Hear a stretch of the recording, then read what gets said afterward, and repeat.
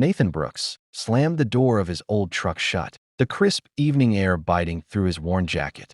The sun was dipping low over Rochester, painting the sky a bruised purple, but nothing in the world mattered more to him than what waited just around the corner, the bright, wide smile of his 8-year-old daughter, Sophie. Work had been brutal that day. Long hours stocking shelves, fixing a busted freezer, and answering endless customer questions at Martin's Market. His feet ached and his hands were rough from the tools he carried. But every step toward the daycare felt lighter. He could already hear her little voice calling out the same way it had every day since his divorce from Emily. "Daddy." Nathan's heart flipped. His legs quickened.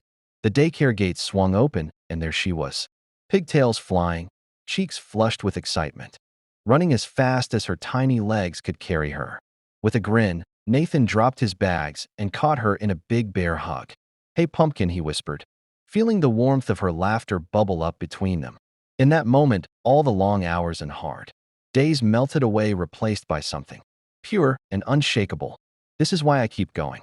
Before we go further, this channel needs your support to keep telling stories like this. Hit that subscribe button and comment where you're watching from. Let's grow this family. Nathan wasn't rich. Far from it. He managed the early shift at Martin's and picked up electrical side jobs when he could. The divorce from Emily had left him scrambling to rebuild both emotionally and financially. The legal fees alone nearly gutted him, but what hurt most was the looming shadow of time, how little of it he got with Sophie. Still, he made every minute count. They planted daisies and zinnias in the community garden down the street, her tiny hands gripping the spade while he guided her, dirt caking their fingers. "Flowers need love to grow, right, Daddy?" "That's right, baby," he'd said, eyes misting. "Just like you." At home, Sophie would beg to hear the silly lion story, and he'd roar like Mufasa as she squealed, hiding under her blanket. When her eyes got heavy, he'd kneel by her bed, holding her hand, while she whispered a sleepy prayer. "God, thank you for Daddy and for peanut butter crackers, amen." Then came the grace before snacks and their twirling dances in the living room too. Lauren Daigle's, you say? Nathan in his stained work boots, spinning Sophie in her polka dot dress as if the world had no weight. But the tension with Emily simmered constantly. What started as late text replies and skipped calls turned into weekend visits being forgotten, then replaced with sudden family plans. "She's tired," Emily would say curtly. "I'll keep her tonight." Nathan bit his tongue, prayed in the car. Some nights he'd pull over on the highway shoulder and just pray. "Lord, I know you're watching. I know you see my heart. Help me do right by Sophie. Help me hold on." But Sophie noticed. She wasn't bouncing into his arms anymore. Her bright chatter faded into silence. When he asked if she was okay, she'd shrug and say, "Mommy says I need to sleep at home more." That cut deep.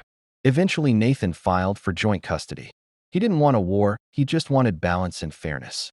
A chance to be a dad without tiptoeing around his ex's moods. Then came the court's request, a standard paternity test. Routine. Just a checkbox on the list. Nathan didn't flinch. He signed the paperwork, gave the swab, and went home to tuck Sophie in as always. That night, she curled up beside him on the couch, head on his chest as they watched The Lion King. "Daddy?" "Yeah, baby." "If I was a flower, would you still pick me even if I was in someone else's garden?" He chuckled. "What kind of question is that?" "I dunno. Mommy said some gardens don't belong to you." Nathan's heart thudded. He stared at the TV, then at her. "You're my flower, Sophie. I'd pick you every time." 2 weeks later, the result came in. Nathan Brooks is not the biological father. Time froze. Emily stood in the hallway, outside the courtroom, holding the same paper in her trembling hands. Her face was pale, but beneath the shock, something darker lingered. "A strange relief. You didn't know?" Nathan asked. Emily shook her head slowly. I had no idea. I mean, Sophie was ours. I never doubted." She didn't cry. Not once. Instead, she looked away like something heavy had finally been lifted from her shoulders. Later in the parking lot, Nathan sat in his truck with the paper crumpled in his fist. He stared at the dashboard through blurry eyes. His phone buzzed, a message. "Emily, I think it's best you don't pick Sophie up this week. Let's give it space." He punched the steering wheel. Once. Twice. Then he stopped. Hands shaking, he reached into the glove compartment and pulled out the tiny pink hair tie. Sophie had left weeks ago. He held it like a lifeline. "God, I don't get it. But if this is your plan, give me peace." He didn't want to fight anymore. He wanted Sophie to smile again. He just didn't know if he'd ever see that smile again.